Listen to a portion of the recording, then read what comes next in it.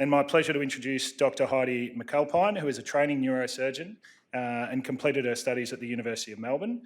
Research interests include brain cancer survivorship and understanding the electrical activity of brain cancer cells.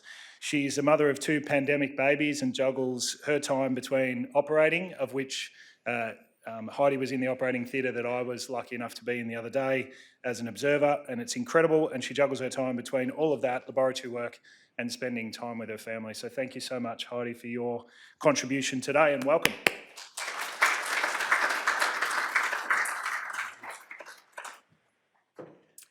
Thanks so much for that kind introduction, Sam. So in order to understand my PhD project and why this research is so exciting, you need to know a couple of things about normal brains and brain cancer. So brains are really just huge and immensely complicated networks. They exchange information via electrical currents sent through this network. By using electrical signals, information can be sent and received very quickly, which is important if, for example, your brain needs to move your hand because you've just touched something hot. I want you to understand this because I think one of the truly unique things about brain cancer is that it's born within the brain, which is, as I said, a hugely complex electrical network. So how do we know that normal brain cells communicate via electricity? And how can we detect this? Using this intricate setup that you see on the left, we take tiny pipettes, the tips of which are about 1,000th of a millimetre wide, and we gently insert them into brain cells, and we listen. This is what you see happening in the picture to the right, and it's called patch clamp electrophysiology. In this picture, the tip of my tiny pipette has patched onto a normal brain cell, so I can listen to its electrical activity. It's just as hard and complicated as it sounds, but it's really fun to do and it's a fantastic tool. So with many of the solid organ tumours like breast cancer or liver cancer, when you look at the specimen under the microscope, you can see a clear border of where the normal organ stops and the cancer starts. But this is not the same with brain cancer. And I think that is something else that makes brain cancer very different to other types of cancer. Brain cancer is a very diffuse disease with cells spreading far beyond the border that we see on brain scans. This slide shows a picture of a brain cancer on an MRI on the left and under a microscope on the right. What we see on the brain scan is that there's a tumour that appears to have borders. However, the cancer specimen we see under the microscope tells a different story. This microscope specimen has been stained, so cancer cells are brown and normal cells, neurons, are blue. What you can see here is there's no point where the normal brain stops and the brain cancer starts. There are a mix of neurons and cancer cells and no true border. The most compelling example of just how diffuse and far-reaching brain cancer cells are is that in the early days of neurosurgery for these cancers, surgeons removed an entire half of the brain in an attempt to cure patients. Unfortunately, as well as making patients very disabled from that kind of operation, the tumour cells grew back on the other side. So even when we can only see tumour in one area on brain scans, we know that these cells are hiding in places distant to that region. The takeaway messages I want from this are, firstly, brain cancers are born within an electrical network, the brain, and secondly, that they're intermingled diffusely throughout that electrical network. For a long time, it was thought that brain cancer cells only communicated via the same pathways as other cancers, chemical or protein-based communication. However, since 2019, we have understood that brain cancer has another very important way of communicating, by electricity. And as these cancers are born within the brain, which we have learned is actually just a big electrical network, this makes sense. The work demonstrating this, which was undertaken by 2 groups overseas, showed that in models of brain cancer, in petri dishes and in rodents, that brain cancer cells themselves were electrically active. They demonstrated using their models that brain cancer cells had spontaneous electrical currents, and also that normal brain cells, neurons, were able to communicate electrically with those brain cancer cells. So brain cancer cells are electrically talking to neurons. Why is this important? Well, for me, what really caught my eye about this research is that in these models of brain cancer, researchers saw that an increased activity of neurons led to, or in other words, more electrical conversations that went on between normal brain cells and brain cancer led to bigger and more widespread tumours. So this initial work highlighted just how important it would be to properly understand the electrical activity of brain cancer cells and sucked me into doing a PhD in this field. So my research looks at furthering our understanding of the electrical properties of brain cancer cells, not using models, using real human tissue. Although models of brain cancer are important as first steps to understanding the electrical properties of brain cancer, they of course lack the complexity of the true tumour microenvironment. And as rodent models, often immunosuppressed and use cell lines, they only approximate the human condition.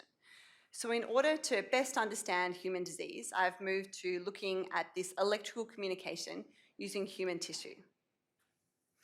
At the time of an operation to remove brain cancer, there is often tissue that's not needed for diagnosis. It would otherwise be discarded. So if patients consent to tissue being used for research, I then collect this tissue from the operating theatre and take it directly across to the laboratory where I undertake patch clamp electrophysiology, which, as we talked about before, is listening to brain cells and brain cancer cells talk using these tiny pipettes and a very intricate setup to try and keep these cells alive as long as possible. And I work on that specimen for as long as the cells survive, which so far has been anywhere up to about 20 hours. Fortunately, long neurosurgery operations have prepared me well for patch clamping into the early hours of the morning. So, now I get to share with you some really exciting results I found so far in my PhD. This is pre-publication data. It's not been presented before, so get excited that you're literally the first people to hear it here today. So using patch clamp electrophysiology, which you're all now experts in, I've been able to show that brain cancer cells taken directly from patients and kept alive are indeed electrically active. This hasn't been shown before in human tissue, and it demonstrates that this phenomenon is real and it's happening in brain cancer patients. What I see when I patch clamp onto a brain cancer cell is that they show spontaneous currents, or in other words, spontaneous electrical activity. But what's even more exciting is what you see in this figure here. By introducing external stimulation with a second very tiny pipette, and then recording from the brain cancer cell, I've been able to show that brain cancer cells not only have spontaneous currents, but also have currents elicited by stimulation. So by passing an electrical current nearby to a brain cancer cell, there's an electrical response in that cancer cell. Or in other words, we've detected a one-way electrical conversation that brain cancer cells are taking part in live human tissue. This is really important as it gives us a whole new way of looking at brain cancer. Not only is a tissue that communicates via chemical cascades and receptor signaling, but also by electricity. I've also been allowed to share another little discovery from my research, and again, this is brand new and pre-publication. As I mentioned earlier, we know from the work of others using models of high-grade brain cancer that an increase in the activity of normal brain cancer cells leads to growth and spread of brain cancer. So, excitability is important. This led me to examine the properties of normal brain cells, neurons, in patients with brain cancer. Again, I use patch clamp electrophysiology to look at this question. We have found that the normal brain cells, the neurons, from patients with high-grade brain cancer show increased excitability when compared with normal brain cells from patients with low-grade brain tumours. So neurons from patients with high-grade cancers have both a lower threshold to send off electrical pulses, and they generate more electrical pulses than neurons from patients with low-grade cancers. This is really exciting, as now we can look at trying to understand what it is about the brain cancer cells that are leading to this increased excitability in the patient's normal brain cells. So in summary, this field of brain cancer research is new and it's really exciting. That brain cancer cells are electrically active makes them fundamentally different to other cancer cells. We hope that by understanding the electrical properties of brain cancer cells, we will further our understanding of how brain cancers grow and spread and identify new therapeutic targets. So a couple of quick thank yous. My first and foremost thank you goes to brain cancer patients who so selflessly donate their tissue to research so that my work and the work of others can go ahead. So thank you so much. And also a thank you to my supervisors, Associate Professor Lucy Palmer and Professor Kate Drummond, who are both wise beyond words. And Marius, a postdoc in Professor Palmer's lab, who taught me how to patch clamp and also helped collect a lot of this data. The rest of the Palmer lab and my bosses at work, the neurosurgeons who helped me collect the tissue.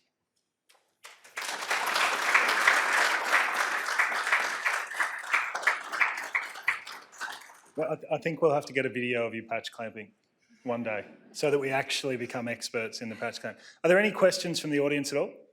Yes.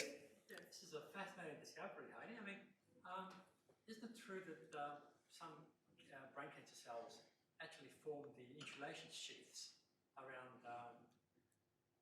neuron fibers? So they're supposed to be insulators, like have more like insulating properties. Now, for the audience at home, I will have to transcribe that. So I'll ask Heidi to come in here and help me. But it was a fascinating discussion around insulation. Heidi, do you want to try to answer that down the line? I think so. So I think what you're saying is sometimes cancer cells are seen around neurons. The cell of origin, so the cells that become cancer, are thought to be these oligodendrocyte precursor cells, and they're cells that form myelin, which covers neurons. So I guess it could be that that one of the properties of these oligodendrocyte precursor cells that's taken advantage of by the cancer cells is the ability to, densely adhere to neurons. And we see the cancer cells just jutting up right against neurons in many of our surgical specimens. Thanks so much, Heidi. In amazement, we actually are on time, so I'll finish it there. But thank you so much, Heidi, and a round of applause again for Heidi.